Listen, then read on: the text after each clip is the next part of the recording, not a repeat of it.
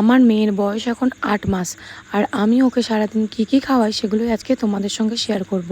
প্রথমত সকালবেলায় ঘুম থেকে উঠে ওকে একবার আমি ব্রেস্ট ফিড করাই, তারপর ওকে আমি একটু বসিয়ে রাখি, ও একটু নিজের থেকে খেলাধুলা করে, সেই সময় আমি নিজে ব্রেকফাস্ট করে ওর খাবার রেডি করি।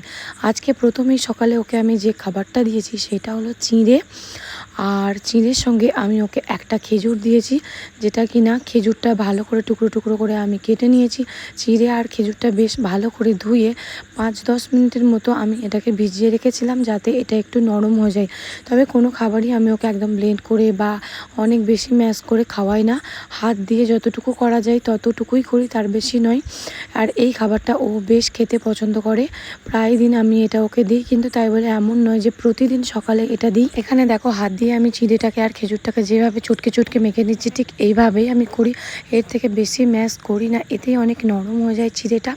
কিন্তু খেজুরের উপরে যে খোসাগুলো থাকে সেগুলো আমি হাত দিয়ে সাইড করে দিই, আর সেইটা বাদ দিয়ে ওকে খাওয়াই।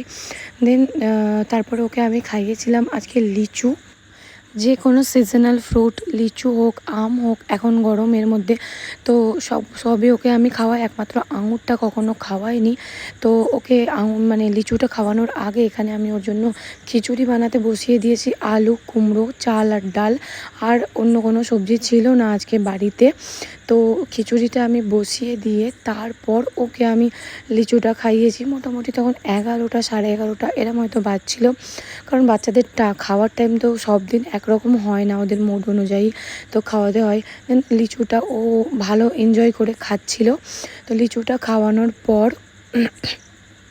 তারপর ওকে আর আমি অন্য কোনো খাবার খাওয়াইনি। এর ফাঁকে একবার ও ব্রেস্ট ফিড করেছিল, দেন তারপরে ওকে আমি খাইয়েছিলাম হচ্ছে খিচুড়ি যেটা আমি করেছিলাম, আর খিচুড়ির সঙ্গে একটা ডিমের হাফ করে, তার থেকেও হাফের অংশ নিয়ে খিচুড়ির সঙ্গে ম্যাশ করে খাইয়েছিলাম। অনেক মানে কাউকে দেখেছি আমি যে কোনো ছাঁকনির মধ্যে খিচুড়িটাকে ভালো করে ছেঁকে নিয়ে তারপর একদম মিহি করে খাওয়াতে, অতটা মিহি আমি কখনোই করি না, আর এর থেকেও শক্ত হয় আমার খিচুড়িটা। কিন্তু আজকে একটু বেশি ঝোলটা বেশি হয়ে গেছে মনে হচ্ছে। তো খিচুড়িটা আজকে ও দুপুরে খেয়েছিল, আর তারপরে ও বিকালবেলা এখানে ঘুরতে বেরিয়ে পড়েছে। আমার যদি ইচ্ছা থাকে যে বিকালবেলা ওকে আমি একটু কিছু খাওয়াবো, কিন্তু সেটা আমি খাওয়াতে পারি না, কারণ দুপুরে ঘুম থেকে ওঠার পরই খুব ঝামেলা করে, বাইরে বেরোনোর জন্য একটু ঘুরতে ভালোবাসে, ও ঘুরতে চাই।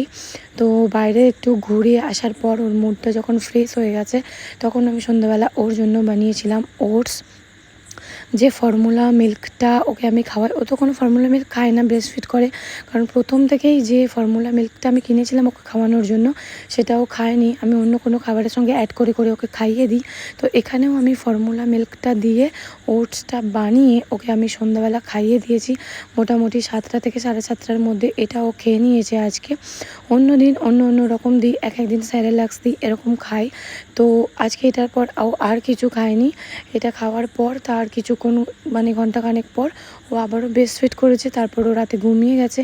আর আমার মেয়ে মোটামুটি সারা রাতই ঘুমায়, রাতে ঘুমের ঘরে 2-1বার ব্রেস্ট ফিড করে। তো এর ফাঁকে আর কিছু খাওয়াই না, মোটামুটি কোনো দিন 4বার, কোনো দিন 5বার ওকে আমি খাবার খাওয়াই। তো 4বারই বেশি হয়, 5বার ওকে আমি খাবার খাওয়াতে পারি না, কারণ যদি কোনো দিন দেখি হয়তো কোনো সময় খেলো না, স্কিপ করে গেল খাবারটা, দেন তখন আমি চেষ্টা করি যে পরে ওকে আরও একবার দিতে। আর ওটসটাও ও বেশ খেতে পছন্দ করে।